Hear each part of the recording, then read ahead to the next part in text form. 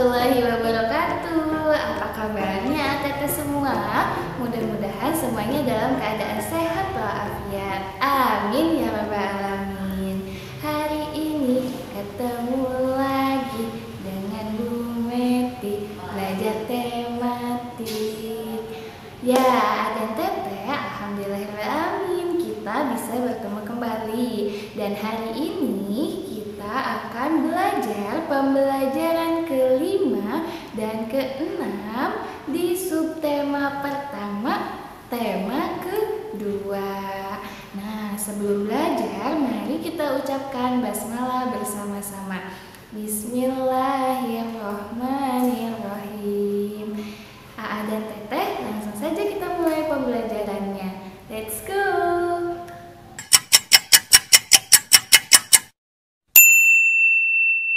Aa dan Teteh, materi yang akan kita pelajari pada hari ini yang pertama bahasa Indonesia. Kita akan belajar tentang makna dari kata. Kemudian yang kedua kita akan belajar tentang PJOK, gerakan menekuk.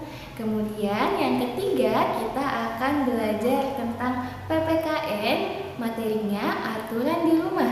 Dan yang terakhir kita akan belajar matematika, masih tentang perkalian. Nah, langsung saja kita mulai ke materi yang pertama, bahasa Indonesia tentang makna sebuah kata. Aa dan Teteh, mari kita mulai pembelajarannya. Silahkan dibuka bukunya halaman 22. Nah, di sana terdapat sebuah teks. Silahkan Aa dan Teteh baca terlebih dahulu teks tersebut. Jika sudah, boleh dibuka halaman 23. Di bagian atas ada beberapa kata dan ada beberapa makna juga dari kata-kata tersebut. Nah, kita akan menghubungkan kata-kata yang di sebelah kiri dengan makna yang ada di sebelah kanan. Siap? Nah, yang pertama ada kata gelembung. Apa itu gelembung? Gelembung artinya bola-bola air yang berisi udara. Nah, silakan oleh Aa dan Teteh dipasangkan. Kemudian yang kedua ada udara. Udara itu artinya campuran berbagai gas yang tidak berwarna dan tidak berbau. Itu paling bawah maknanya ya. Silakan dihubungkan. Kemudian yang ketiga ada ruang. Ruang artinya sela-sela antara beberapa bidang. Itu artinya ada di paling atas. Silahkan dihubungkan. Kemudian yang keempat ada terbang. Terbang artinya adalah melayang di udara. Nah, silahkan cari kata melayang di udara. Dihubungkan oleh Aa dan Teteh. Selanjutnya ada kata meluncur. Nah, meluncur itu bergerak dengan cepat. Silakan Aa dan Teteh hubungkan. Dan yang terakhir ada arah. Arah itu artinya tujuan. Nah, silakan dihubungkan juga. Jika sudah, langsung saja kita buka halaman 27. Di sana ada teks tentang berbagai wujud benda. Kita akan baca bersama-sama. Batu, air, dan angin memiliki wujud yang berbeda. Batu merupakan benda padat. Benda padat memiliki ukuran yang tetap. Benda padat umumnya tidak berubah bentuk. Nah, air merupakan benda cair.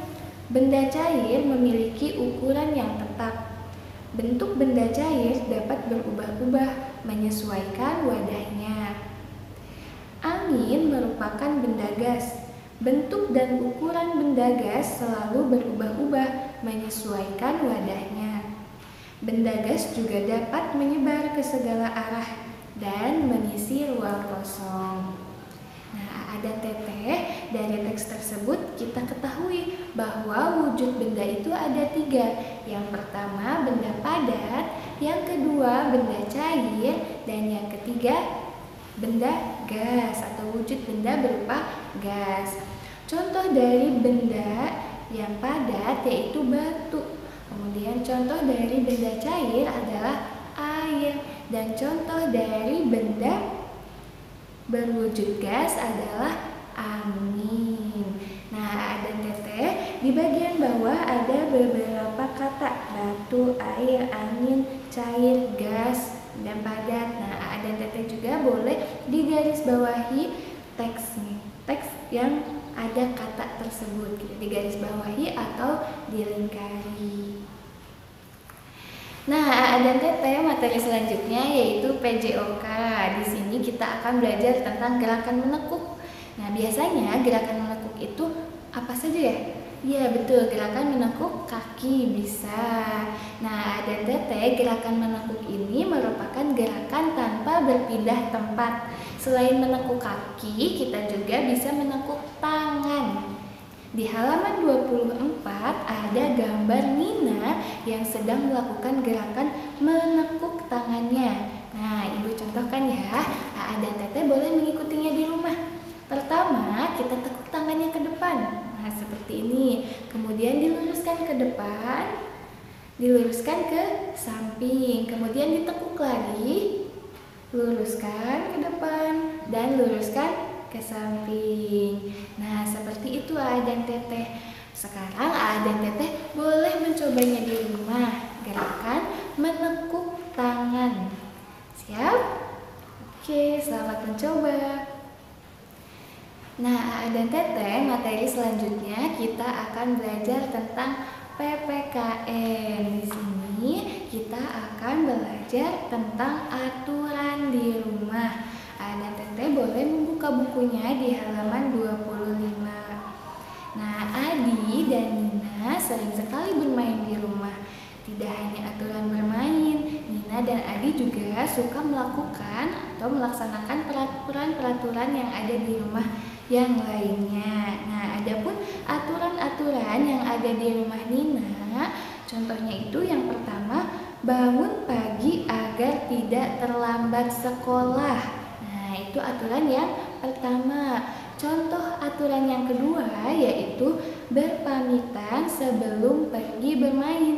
Jadi, Nina dan Adi sebelum pergi bermain selalu berpamitan kepada ayah atau bundanya supaya tidak khawatir mencari kemana Adi, kemana Nina. Nah, ada Teteh sebelum main suka berpamitan tidak? Nah, kalau yang belum atau yang tidak suka berpamitan, sebaiknya nanti sebelum bermain harus berpamitan terlebih dahulu. Ya. Nah, yang ketiga yaitu merapikan buku setelah belajar. Nah, A dan Teteh juga sekarang nih, kita kan sedang belajar bukunya. A dan Teteh juga membuka buku, alat tulis. Nah, ketika selesai belajar, A dan Teteh juga harus belajar untuk merapikannya sendiri. Siap? Ya. Nah, A dan Teteh, kemudian di bawahnya ada beberapa aturan. Nah, di bagian bawah yang halaman 25, silahkan A dan Teteh beri tanda checklist pada kegiatan yang boleh diikuti dan beri tanda silang pada kegiatan yang tidak boleh diikuti. Silahkan A dan Teteh untuk mengisinya terlebih dahulu. Nah, A dan Teteh tadi sudah selesai memberi tanda checklist dan silang pada kegiatan-kegiatan yang harus diikuti dan yang tidak boleh diikuti. Sekarang Ibu ingin bertanya, kenapa kita harus mengikuti peraturan-peraturan tersebut? Kira-kira bagaimana ya? Apa manfaatnya ketika kita mengikuti peraturan tersebut? Ada yang tahu? Ya, ketika kita mengikuti peraturan-peraturan yang ada, maka akan terjadi atau terciptanya kerukunan. Setiap peraturan dibuat itu untuk dilaksanakan dan supaya kita bisa hidup rukun dengan tertib. Setelah ini, A dan Teteh siap untuk mengikuti peraturan yang ada di rumah? Harus siap ya. Hebat semuanya. Nah, dan Teteh, selanjutnya kita masuk ke materi matematika. Masih sama dengan pembelajaran sebelumnya, kita akan belajar tentang perkalian. A dan Teteh boleh buka bukunya di halaman 29. Nah, di sana ada sebuah contoh soal, ada satu contoh soal yaitu soalnya 3 dikali 4. Nah, perlu diingat kembali ya Teteh bahwa perkalian itu adalah penjumlahan yang berulang. Jadi 3 dikali 4 sama dengan 4 ditambah 4 ditambah 4. Jadi 4-nya itu ada 3 kali. Nah, setelah itu boleh dijumlahkan 4 tambah 4 hasilnya 8. 8 ditambah 4 hasilnya 12. Pinter. Nah, ada Teteh 3 dikali 4. 3 itu adalah banyak penjumlahannya dan 4 merupakan bilangan yang dijumlahkan. Nah, jadi kemudian ada lagi contohnya 5 dikali 2. Jadi 2-nya ada 5. Pinter. Kemudian 2 dikali 5. Jadi 5-nya ada 2. Pintar. Tinggal dijumlahkan saja. Tadi 5 dikali 2 artinya 2 tambah 2 tambah 2 tambah 2 tambah 2. Hasilnya sama dengan 10. Pintar. Kemudian 2 dikali 5 artinya 5-nya ada 2. Maka 5 ditambah 5 hasilnya sama dengan 10.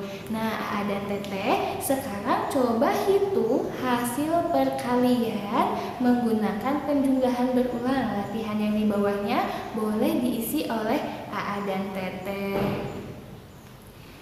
Nah, Aa dan Teteh, alhamdulillah untuk materi hari ini kita telah selesai.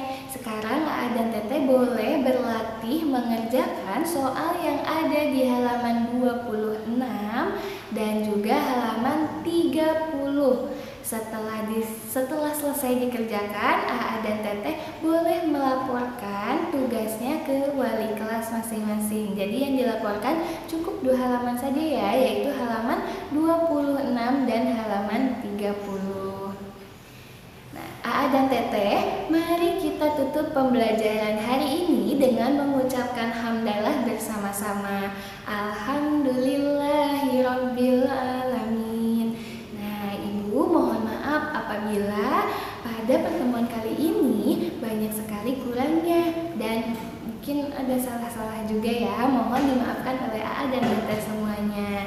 Nah, untuk Aa dan Teteh yang telah menyimak video ini, jangan lupa untuk menuliskan namanya di kolom komentar. Akhir kata, Ibu ucapkan wassalamualaikum warahmatullahi wabarakatuh. Sampai jumpa di pertemuan selanjutnya.